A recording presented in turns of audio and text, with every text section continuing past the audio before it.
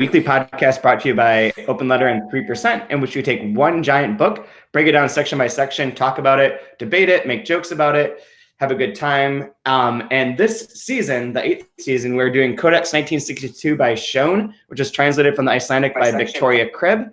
And I'm joined as always by Brian Wood. Hi, Chad. It's wonderful to be here. I'm a little tired today. I imagine you're tired. I actually feel pretty good. Really? I'm a little tired because I've been up since 4:15. Oh, wow. But all right. Otherwise, I'm okay. I was on the train all the way home, all the way down here. I slept a little bit, read this section that we're going over today, and then got ready to do this. Yeah. I had this terrible idea of like, hey, I should exercise so I could have some energy this summer. And so I started that today, and that was a bad idea. I'm terrible at exercising and moving around, and that's all exercise kind of is. Yep, that is true. That is kind of sucks like that. So I love it. Yes, yesterday morning I ran like 7 miles, but I'd run like 6 miles the night before. So it was like 13 miles over like a 12-hour period, and my hip hurts. Like I can barely move my left hip right now. Like it was a dumb thing to do. Yeah. That's kind of my yearly quota, about 13 miles. Yeah. I'm good for the year. Do it all at once, I'm good. I got that all knocked out. So today we're going over the second volume of Sjón's book. This one's called Iceland's 1,000 Years. We're going over pages 198 through 256, which is essentially chapters 2 through 7. But before we get started, do you have any general thoughts or comments from last time? Last time we broke into this section and like analyzed that first chapter where it was paralleling the first chapter of the first volume, and it sort of left off. So we didn't have anything about what the second part really is. But now that you've read some of it, like, what's your thought? Well, so far from the brief bit of it that I've read, it kind of feels like a series of myths and histories of like, but on a more personal level. Because like the first one starts off like overarching of like, this is how this town got to be named Kukenstand, or whatever it's called. It's kind of like bigger and like sweeping like more time and more distance. Then it kind of gets tighter and tighter and tighter. But it feels like there's like these different types of myths. Is this one? Yeah, the different types of myths is for sure. We'll get to a couple. There's like at least 2 stories in here, I think, that are like the interjection stories. But they also, to me, struck me as being more nation building. Mm-hmm. Versus like the first one being like the myth of Gabriel and the apocalypse and that big heavy stuff. And this one is like more Iceland, like very specifically the creation of Iceland. Yeah, even to the point where like it's about 2 people getting their is it their citizenship, or I'm trying to remember exactly. Right. That's a fun part. Yes, I mean it's just like what does it even mean to be Icelandic, or Yeah, exactly. There's a lot of good stuff in this section, actually. This is where I think this book really gets into another gear right here. Yeah, reading this on the screen, I'm like, yes, this is what I love about this book. I read the tone, the sort of like way that it's creating, like because this section too is Iceland's 1,000 Years, and it's subtitled a crime story. And we get a bit of the crime. We see a little bit more of these machinations of plotting going on here in this first bit, which is fun compared to the first volume that was a little bit more like straightforward. There wasn't a lot of like interweaving of ideas. It was the invalid, the Jew's there in bed, the woman's going to take care of him, there's going to be a baby. Even though that turns out to be a golem, it's not like there's a lot of like moving pieces, and this has a few more moving pieces to it, it seems like. Yeah. No, and it came at a perfect time, because I think I had just got in a conversation with, well, I shouldn't say conversation, a group text. Aren't those the best? When you're like trying to go to sleep and someone decides to reply all at like 3 a.m. or whatever. Oh yeah. I've done that with my family. They're all out on the Pacific time zone, but they're big Warriors fans, except for my brother-in-law, who just likes whatever is going against what my parents like. So, and then my dad was like, "Well, it's un-American to root for Toronto." And then I go like, well, technically, like that's still North America, right? So like it's American. Yeah. So then it was like, well, then what is an American? And then that went on like, oh, good, that's like 9 days worth of texting and emojis and crap. So Oh my God. I like this idea of like what is it to be someone from like, is it being born there? Is it having citizenship? Is it like, what does it actually mean? Like, it's a weird question. It's a weird thing to try to figure out. Yeah, I really like how this section 2 moves ahead in time in an interesting way. Yeah. Let's start with like the first part that we went over last week was part 1 was the timing. So everyone has like a little subtitle. It's like the date that it takes place, and this one's in the beginning and tells that whole history of becoming Iceland and the chick that escapes all that stuff. But we're going to start today is like the second part of this. Part 2 takes place on June 17th, 1944. Which right off the bat, do you know what June 17th, 1944 was? Is that D-Day? No, I don't. No, it was not. Well, that's a dumb guess then. That was shame on me. Really? Like, no, that was in 45, I believe, right? I don't know. Probably it's 45. Okay. I'm not good with history. Everyone erase that part of your memory. But this date is very specific. It's Iceland's independence from Denmark. It's the day they declare independence from Denmark. Oh, that's why they're making fun of Danes in here. Okay, got it. Yeah, just the Dane making fun of part I really want to get into and throw some shade, but like I don't know what a bacon eater is, but like I'm down to be one of them. that's the second. Wait till we get there, 'cause I have a lot of questions. Okay, all right. But in this part, so this section starts off. It's on the Godafoss, which is, if you remember, the boat that June 6th, 1944 is D-Day. Come on, I wasn't that far off. June 6th, yeah, so a week. I should have known. 2 weeks. I mean, Mondays. Yeah, I watched Saving Private Ryan once, so I should have known that. Movie sucks. That's un-American to say, but I don't like that movie at all. So he's on the Godafoss, which is the ship that he took out of Germany, and they're going north. It's a lot of like waves, ocean, crashing. It's not feeling so well about that, getting sick. And then there's like an interlude that tells the story of Tubal's Ark. Which, that's a weird one. Is that, I'll summarize this because it's kind of fun, is that Tubal was like the only boy in this family of like back in, Old Testament times where people lived till they're 800, 900 years old. He's like 140 or something at the time that this takes place. And he's the youngest child of this family and like a little bit off. And he's got 7 sisters, and they're always forced to take care of him when their parents go out and when their parents are away. And the 7 sisters are like, well, this is bullshit, because now we don't get to go bang the angels and like have sex with the angels that walk among us. And so they're like, what we could do is we'll just dress him up as a girl and take him with us. So they go to this like base where the angels pick out the sisters they want. And then there's one, Elias, who gets Tubal and eventually finds out that he's not, I don't remember how this part worked. I read this at 5:15 in the morning, but he, at the end, they have a relationship, like a homosexual relationship from how it's described. And then Elias, the angel, disappears, and all of a sudden there's like the huge storms, like the Noah's Ark storms, and Tubal is stuck in this tree. He floats above the water, crying the whole time as like everything's washed away, and like it seems to be like Noah's Ark. And then when everything sort of dries up, he finds that the angel Elias had been holding his tree aloft so that he stayed above the water, sacrificing himself as an angel along with everything else on earth so that Tubal could live. So that's basically that. Then he gives birth. Oh yeah, he's also like somehow pregnant. And he gives birth to trolls. That's a part of it too. Well, duh, if you have sex with an angel and end up covered in feathers inside of a nest, you're gonna have to have some troll babies. Gotta have troll babies. Jeez. Don't you know anything? Tubal's not a real character, a real story, right? I have no idea. I never heard of it, but it seemed to me like an interesting, like, if it is, I don't even know. It's like something that eludes the normal Noah's Arkness of things. If Noah's Ark is like there's a pair of male and female of every species, this is not that, and it sort of subverts that myth in a cool way and has like this love between Elias and Tubal, which sort of makes sense to me. As never say the word right. It's like a chain of islands and water areas. Archipelagic. Archipelagos? Yeah. Like all of those have a flood narrative of some kind. Oh yeah. Right.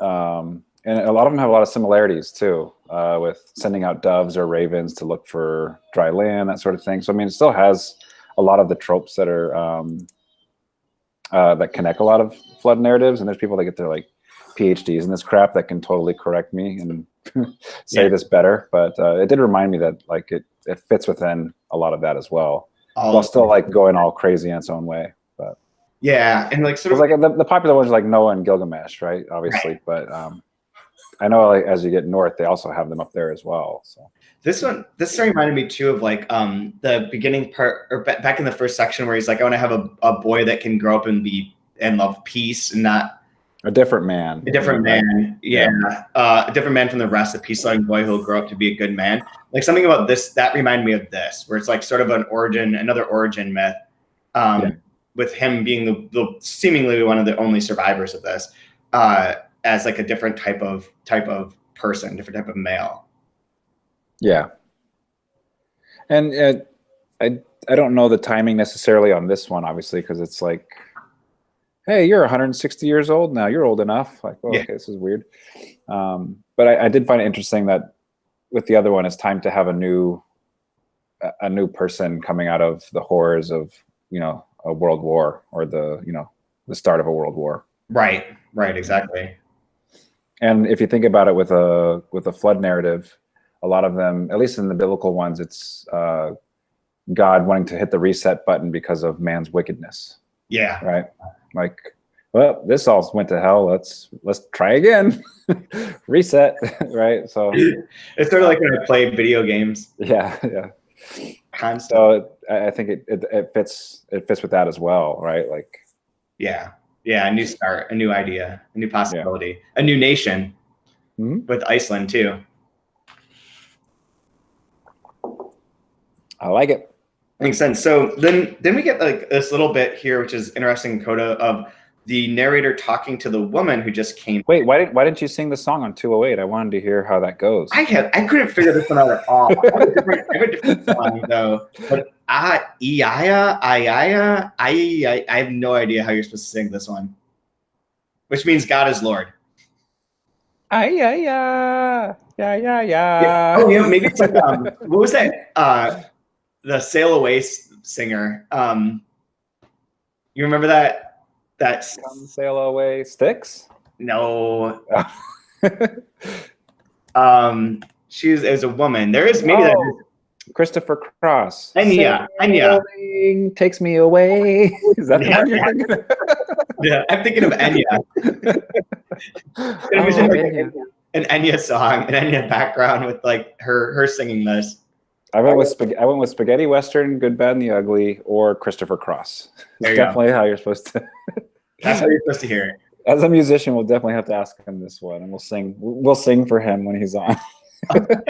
For anyone not watching this on YouTube, or maybe just listening to the podcast, it might look like I'm sitting inside of the bathroom, but this is just my hotel room. The sink is outside of the actual bathroom, which is closed behind me and looks like a private detective's door. Like, this is the most beastly hotel I've ever stayed in. But I'm seeing it now and here and being like, man, this must look real weird. Like, I'm just hanging out in the bathroom doing a podcast. So speaking of, are you there for the unveiling of the Translated Book Award finals tomorrow afternoon? Ah. Who do you think's got who would you, if you were a betting man, who would you bet on? We talked about this on the 3% podcast, and I think Tom thinks that Orifei, the other Icelandic book that is on the short list by Ofer Sigurdsson, that he thinks that will win. And Lytton translated that, so that would be very cool. Oh, that'd be sweet. That'd be great. I have a feeling it's going to be this Patrick Chamiseau book, Slave Old Man. But I don't know. I don't have any reason why. I just have a gut feeling. But I don't know. It seems like there's like 4 books that it could be. I'm going to go with The Governess. That's too sexy. I haven't even read it. I don't even know what it is. Too sexy. Okay. I just heard people like it, so I'll go. I like it a lot. It's very good, but it's very sexy. It's like out. Yes. It might not have like, it doesn't have like really a weight to it, which I don't think it'll win. It doesn't have, it's very fun and very like whatever, but it's very sensual sort of book that doesn't necessarily have a like, meaning or punch or like literary explosion to it. And just another quick side, like having met her, I'd love for Dubravka to win, but also I'd really like Emma's book to win, just having met her and Tom and their bookstore and stuff. It'd be awesome for them. Yeah, that would be cool too. I don't know that Letter could win 3 years in a row. Yeah, but Dubravka's book is amazing. So I would call shenanigans if that happens. There's something we need to have an investigative body. You guys, yeah, there's some collusion going on. There's something.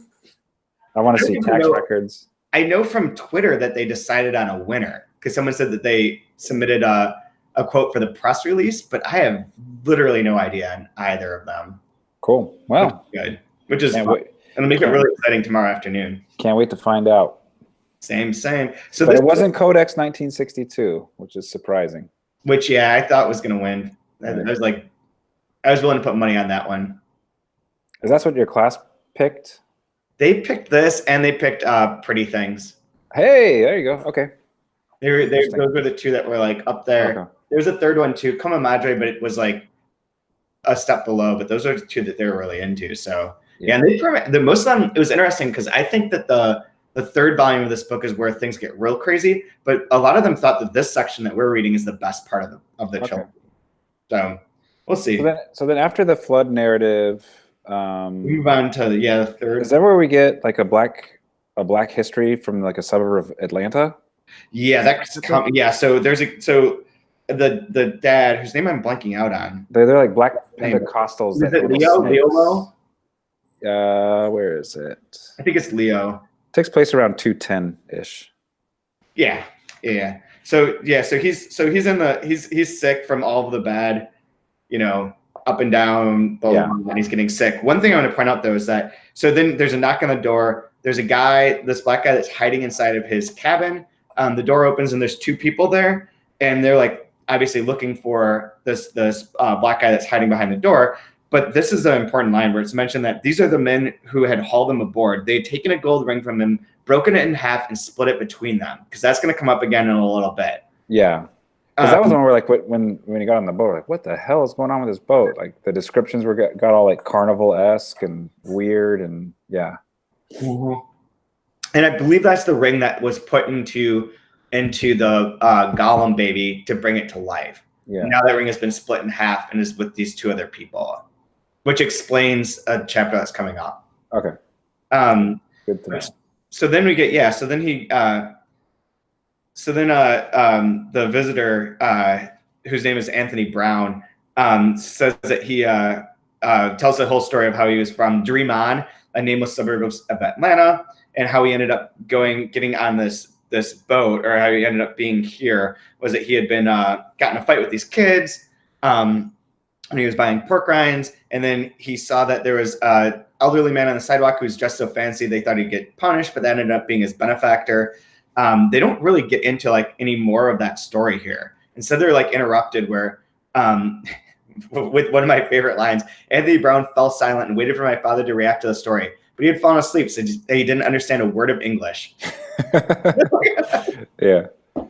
Oh, that's like a side thing. And then it has they go to a party, and this is where it has the handwritten slogan, 17 June 1944, which is the day that Iceland declared independence from Denmark, which is what this whole party is for, I assume. And which is why on the next page, they sing the Icelandic national anthem, which this, again, I'm not going to sing it, but what's interesting is when I looked it up to see if this was actually the anthem, the national anthem, the Wikipedia page for it, for like Lofsanger, something like that, is the name of the national anthem. In Icelandic, they have an Icelandic, a phonetic transcription, which is nonsense, and then in English, and the English one is slightly different than this in an interesting way. Like, it sounds like it was run through maybe Google Translate. It came out kind of fun. So listen to this.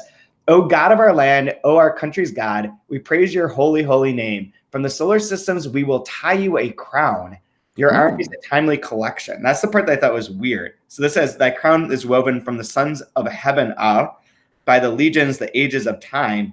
Whereas this one is, from the solar systems, we will tie you a crown. Yeah, wouldn't you call it the heavens?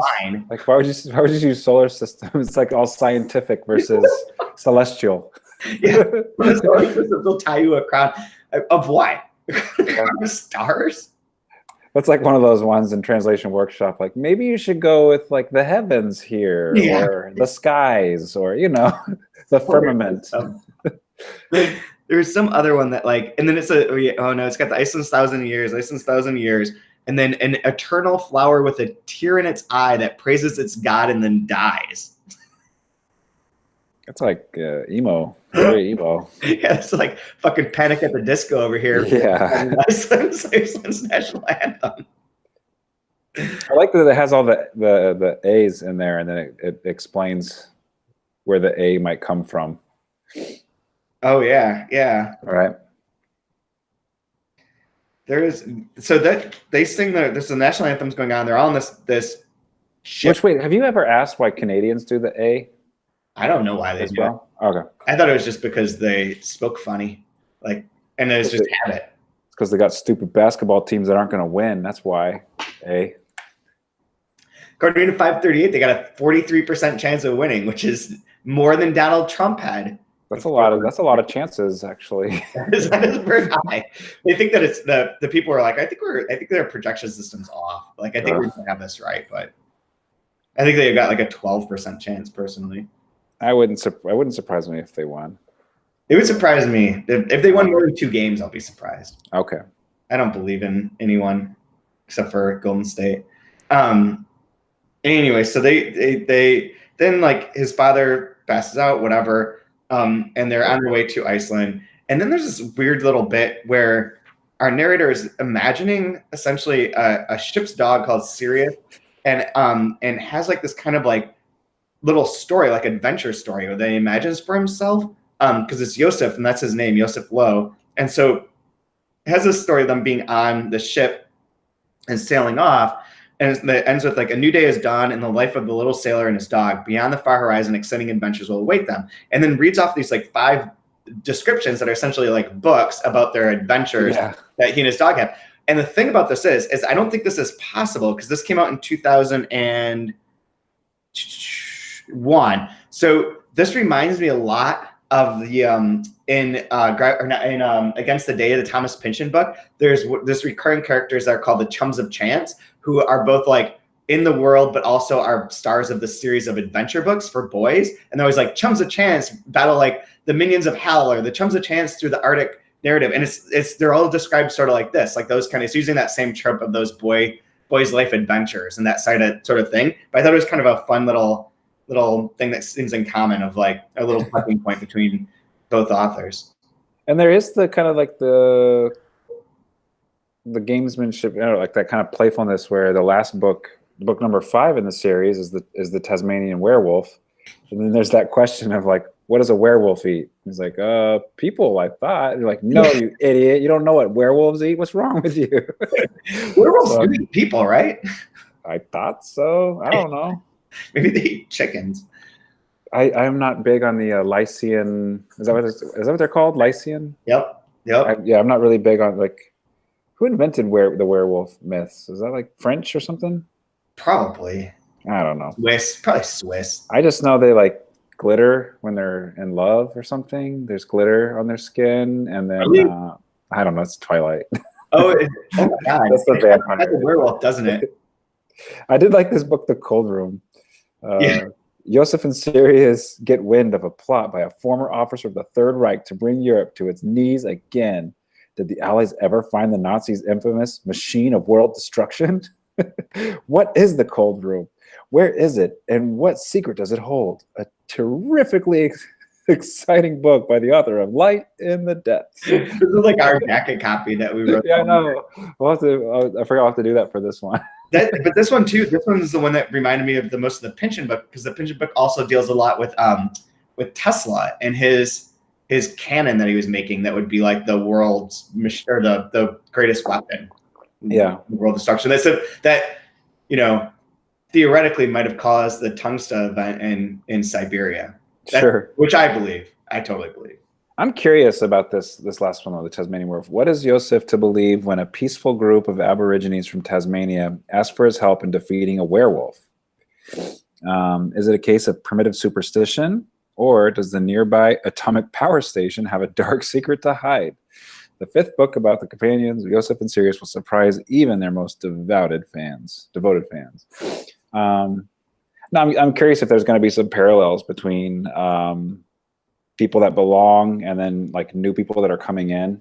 Yeah. Type of situation, especially with what is it to be Icelandic was kind of hinted at here a little bit afterwards. And there's another the werewolf callback. So I'm kind of curious if maybe there's some sort of like key in some of these fun little books. This is the section that seems to me the most reminiscent of a Thomas Janssen bestseller, which we did many seasons ago, where he's got like a lot of playful things that sort of like jump on top of one another and it switches form real quick. Like this kind of like fun little bit reminds me a bit of that, where it's like, because it even changes in tone. Like that Tasmanian werewolf one seems much more like horrifying, as does the Cold Room, than like the Light in the Depths, where it's like, Yosef and his dog managed to find the U-boat lair and prevent the Nazi attack. Who's the one-eyed man who steals from house to house under cover of night?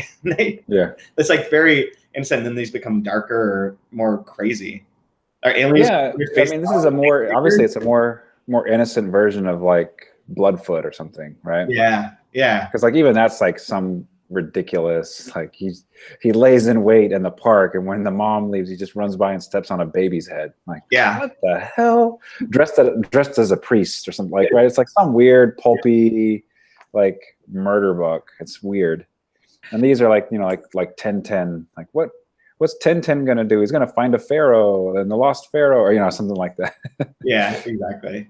But even then, like this last paragraph here after that 5th one, I miss you, Sirius, my imaginary canine friend, and have never missed you more than now when I must leave you and continue my father's story. Yeah, it's interesting. But my tale will probably suffer the same fate as the boys' own stories. So I think there is something in these, right? Oh yeah, when the war was no longer on everybody's lips and the interests of the average Western boy turned to other kinds of dangers and villains, the authors were forced to bow to the times and the inclinations of their readers. Like that sort of like, yeah, I like that innocent, or that time where that was the mode. Yeah, I don't like to throw the word meta around because it makes me feel like I'm back in grad school again. But like, there's different layers of the text that are kind of playing with each other and with us, I think. And this is just another introduction of it for sure. Yeah, and what makes one of those kind of books is kind of interesting. So meta. So part 3 is set the one day later on June 18th, 1944, and it opens with like a misdirect because also not D-Day. Also not D-Day, but close to D-Day. The smell of porridge spreads throughout the house, wafting as usual to the nose of the boy who's sleeping in the closet in the attic. And I immediately feel like that was supposed to feel like that could be him, like the boy. Mm-hmm. But then it has his sister, and then we find out that this is not our narrator at all. It's a whole new character, a whole new setting. It's Harry Potter, right?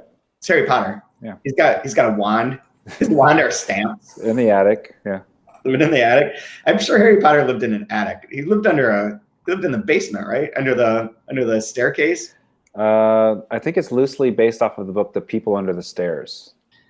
There is a connection between those two. That makes sense. I thought Harry Potter lived in a train. No, I'm the worst person to ask because I've never read Harry Potter and I haven't seen any of them, so I don't know. Things that I don't know about. I know nothing. Harry Potter, 50 Shades of Grey, Game of Thrones. How are you breathing? I have no idea about any of these things. How are you breathing? And the most I know about Harry Potter is because every student in my class read every one of those books. You know, it was like their generation that was reading that. So they're always like, they'll reference things like, I have no idea. I had a student to ask me once, how can you teach a class on writing if you haven't read Harry Potter? I'm like, I don't know. I've read other stuff, I guess. Doesn't count, man. Does not count. Yeah. But this has a little bit about this boy whose name is I'm going to mispronounce it, but Asker. Yeah, that sounds about right. That sounds about. I think you nailed it. Yep. Nailed it.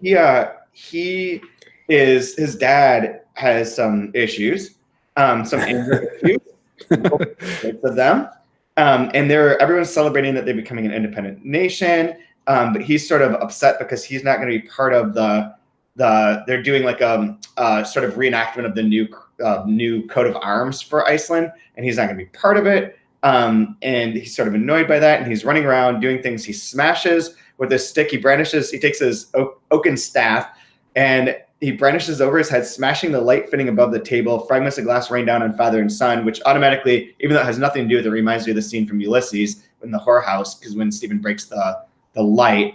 And then we get the old man in the mirror, which we'll get into in a second, because that one's pretty fun.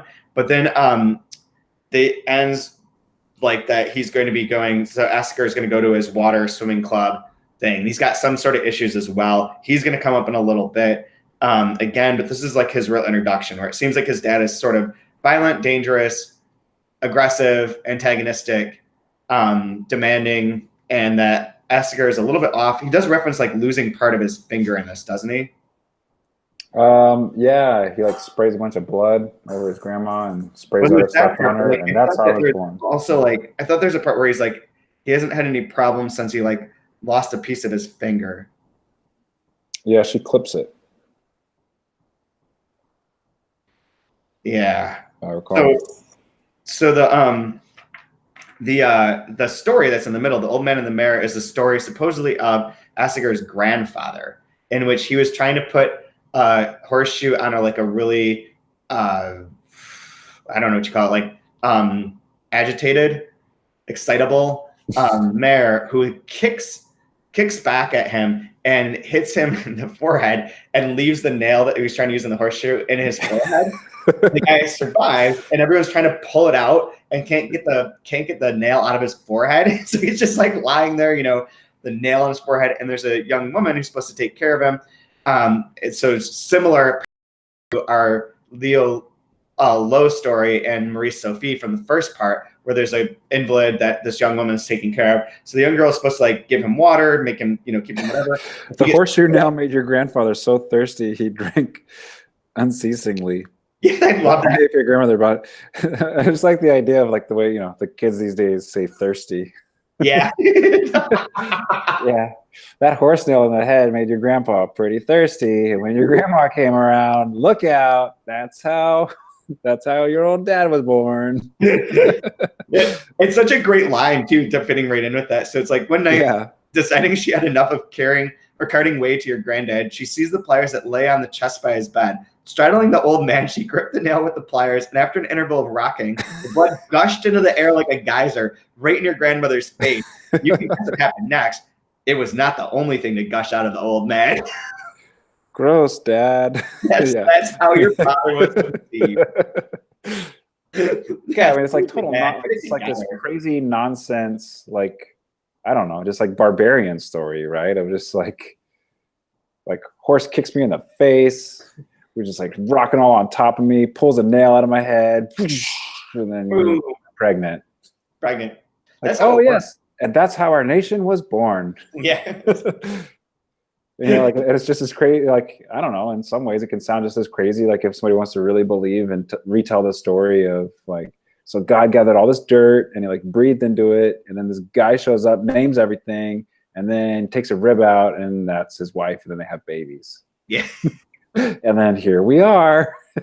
Like, oh, okay, that's legit. Works for me.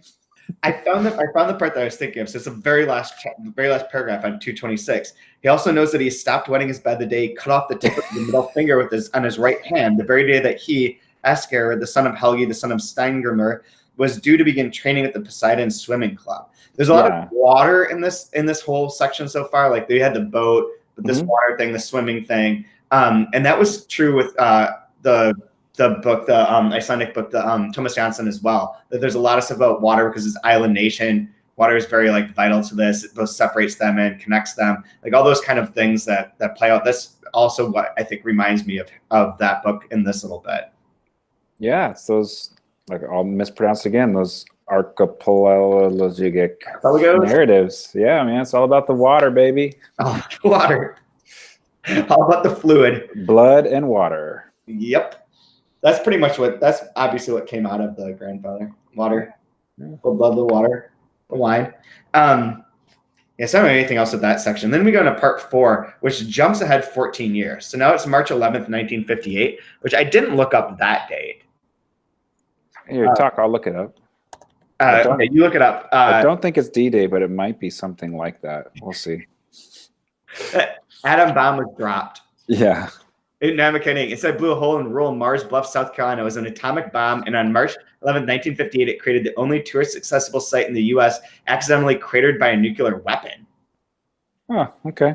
What the fuck? I wonder if that's what this is supposed to. I mean, the bombs have shown up a bunch of times. Or the atomic stuff. Yeah. Is part of this. Nuclear weapon loss incident, Mars Bluff. Yeah, Mars Bluff is a great name. Mars Bluff, South Carolina. That feels like like very appropriate, and I'm curious about what kind of people live in Mars Bluff. Yeah, that's the only thing that shows up on here. Yeah, same thing for me. So okay, interesting. We don't get through this whole section, so I don't even know if there's anything that can really tie back into it for this one. But anyway, so it begins. This is the story of his dad, Leopold Loeb, and sort of setting up his current situation. So he's been in Iceland for a number of years now. He wakes up there. He's at the beginning. He's dreaming he has a goat that's like bashing in his window and trying to eat all the shit. And Lo is sleeping and having this dream that there's an exhibition called Faces of Iceland. That's pictures of like basically everyone in Iceland, all arranged by where they live in the country, that this photographer and anthropologist had put together. And it feels like I assume this is a dream based on the line later on, but it also seems like that could be a project. Like I could see that being a real thing pretty easily. They open it up, and then the big joke is that when Leo goes to find his photo, they're all laughing at it and pointing because it's just a picture of a big toe. His face is not there. You are what you see. You are what you see. Leo Lowe, overseer. Like which I was wondering if that's a joke on like overseer or like overseeing, like seeing too much or like paying too close attention to certain details. Not entirely sure, but like, yeah. So then he wakes up, he shakes off both anthropologists and sleep, which I assume makes it a dream.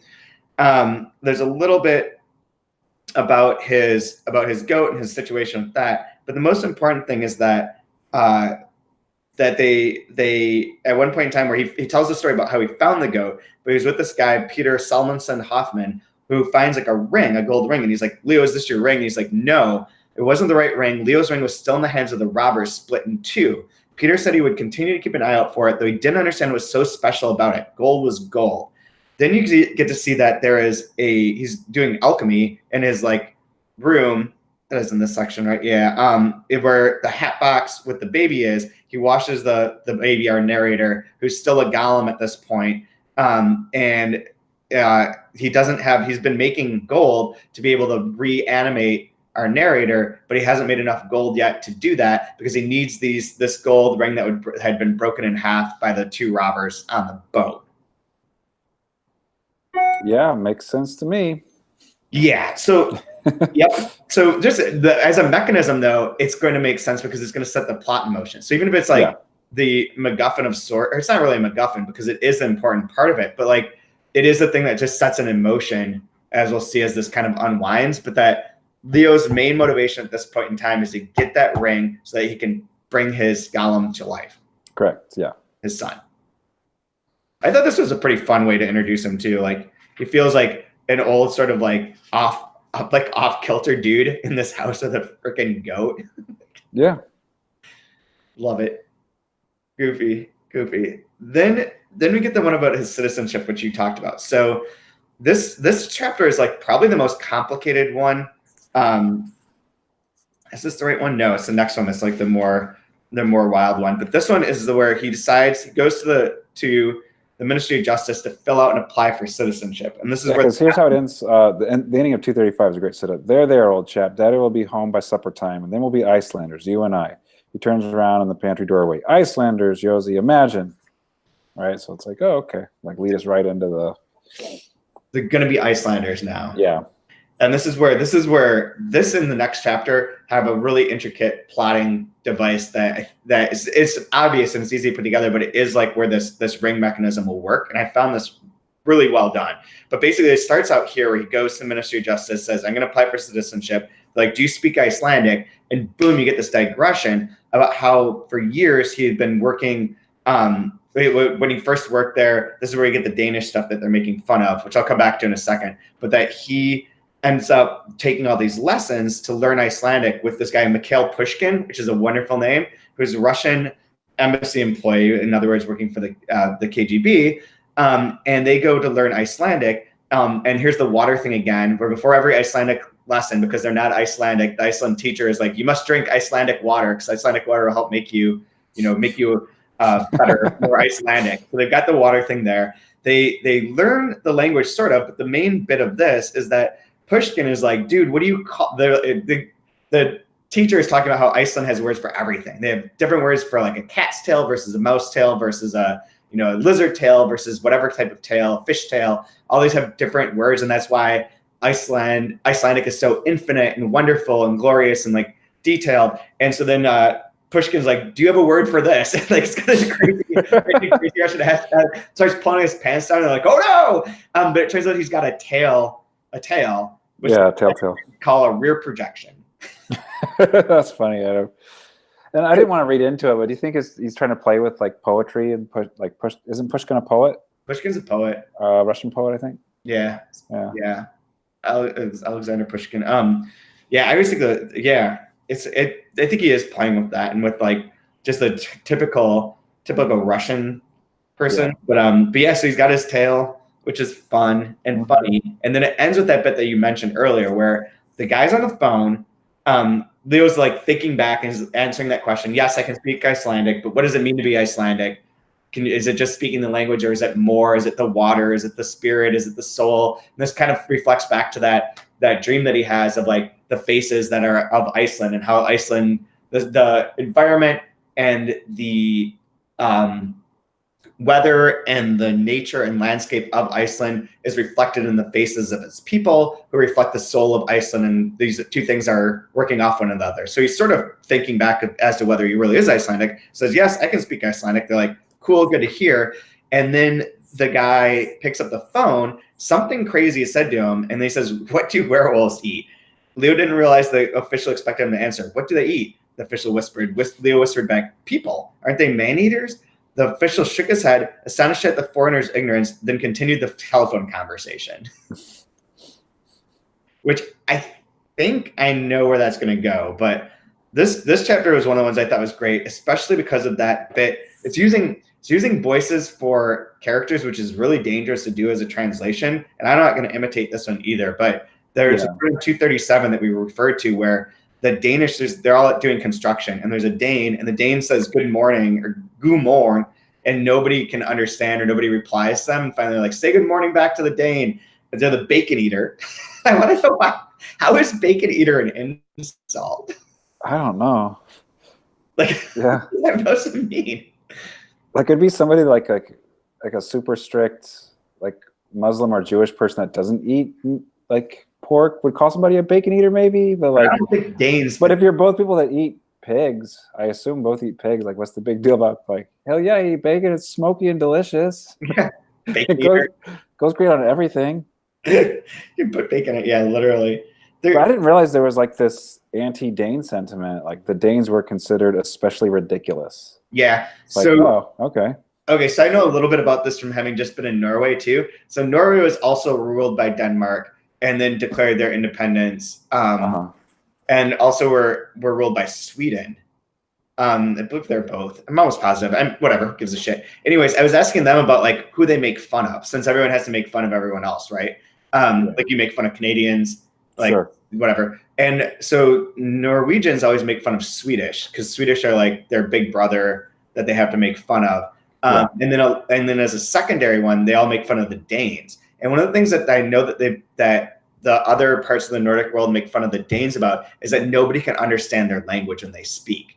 That they speak, and even when I was on this trip, there's someone who's like knew Swedish and Norwegian, and Swedish, Norwegian, and Danish are all basically the same. They're very, very similar. If you can read one, you can generally read the others. But she was like, I can't understand when I listen to Danish radio. I can't understand a word they're saying. Like their pronunciation is so like different and so different that she literally can't understand it, even though the words are the same as the words of the language that she can speak. It's like when you watch Swamp People and they're speaking English, but you have to have subtitles because this person's not speaking English at all. Oh yeah, they are. Yeah, it's exactly like that. So apparently Danish are swamp people? Exactly. I think that's it.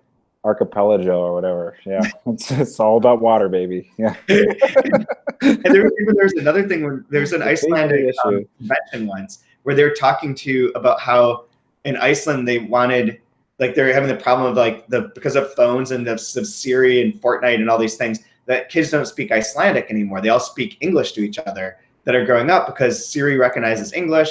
Everyone's on Fortnite and they're all speaking English. So like they were concerned that like their language is sort of not going to go away, but like not being used by like the kids. And so they talked to like Microsoft and Apple and were like, could you make it so that like Siri would be able to speak Icelandic and recognize Icelandic? And they're like, we could do that. We need a lot of things, but you know, you can do it. They're like, we could do any language except for Danish. Danish does not work. Those bacon eaters. Yeah. Bacon eaters. A new insult to whomever.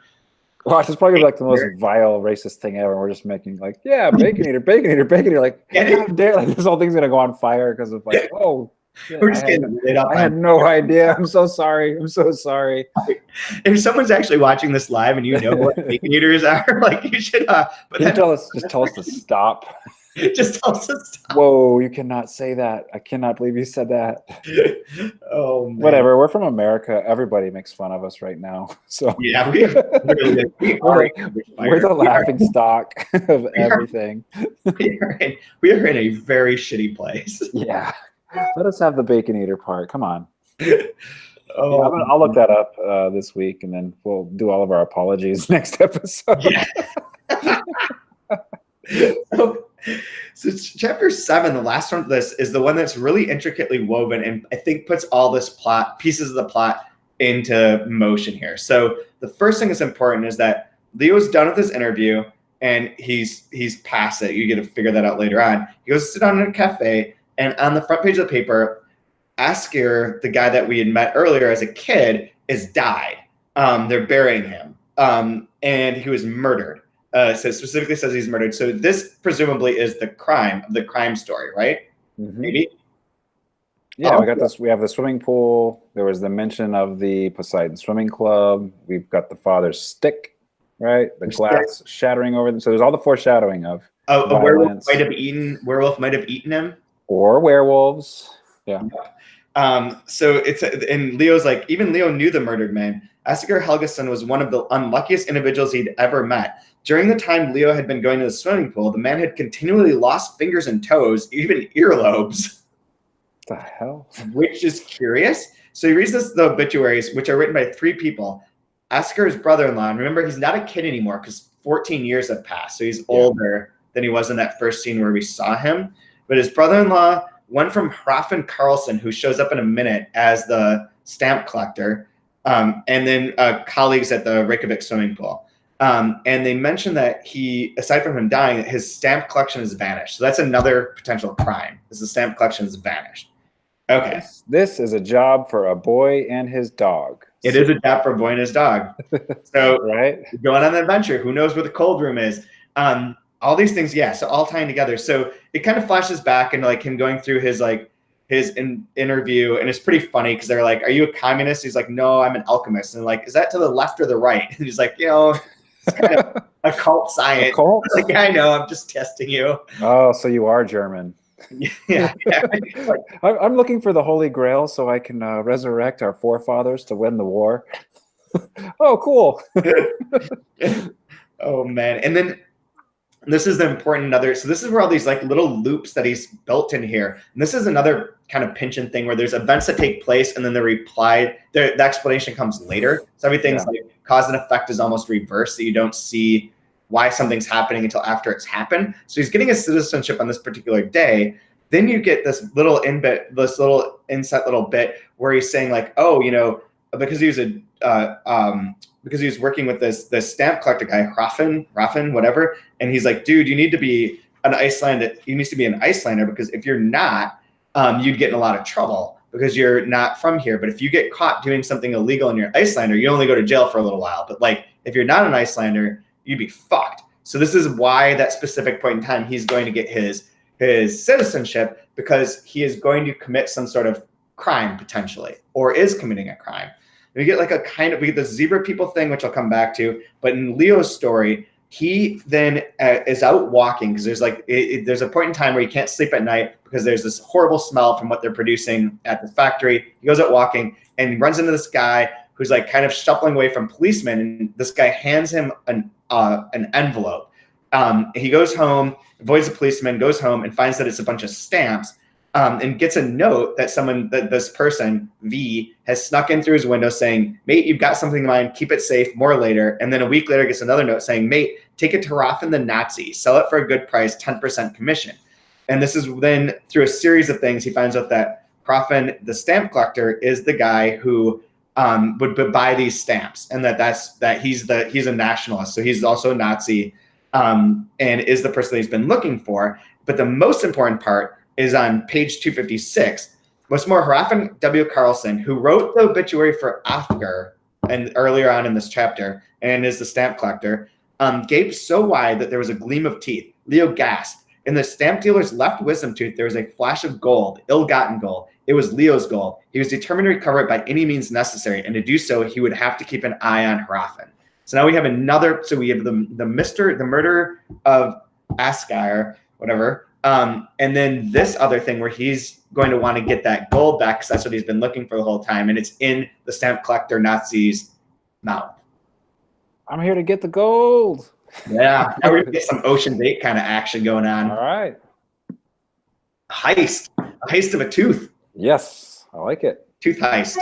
But yeah, I love this chapter in particular because it weaves so many things together. Then there's a story from the zebra people, which is like about keeping people in captive until they become zebras, which I'm not entirely sure what to make of that at the moment, but I don't know that I don't have the energy to figure it out. But I love that this chapter has so many like little interweaving moments and works really well with the one before it to sort of give the motivation to Leo and to set the stage for like how he's becoming an Icelander. We still have the golem. We need the gold. There's also this murder. Yes. Love it. Love it. This is my favorite part. It's finally starting to come together. Yeah.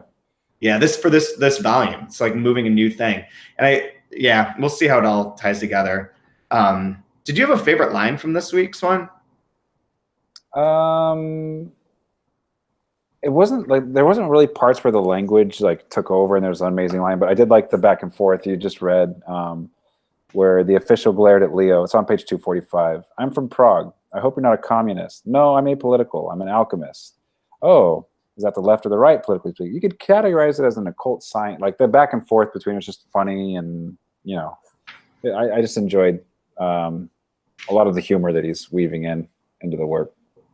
Yeah, I just realized looking at that again, we are all, quote, golden mouths. Oh, yeah. Shades hold court in Kriosavik 1,000 years ago. So you have Iceland's 1,000 years. There's 1,000 years. There's gold in the mouth. There's a bunch of stuff that he's always just kind of like sprinkling throughout these narratives. So it's one of those ones like, I know I'm missing so much reading it the first time, which is frustrating. So I'm just trying to take note of where to go back and look at it again. But yeah, he's doing some smart stuff with it.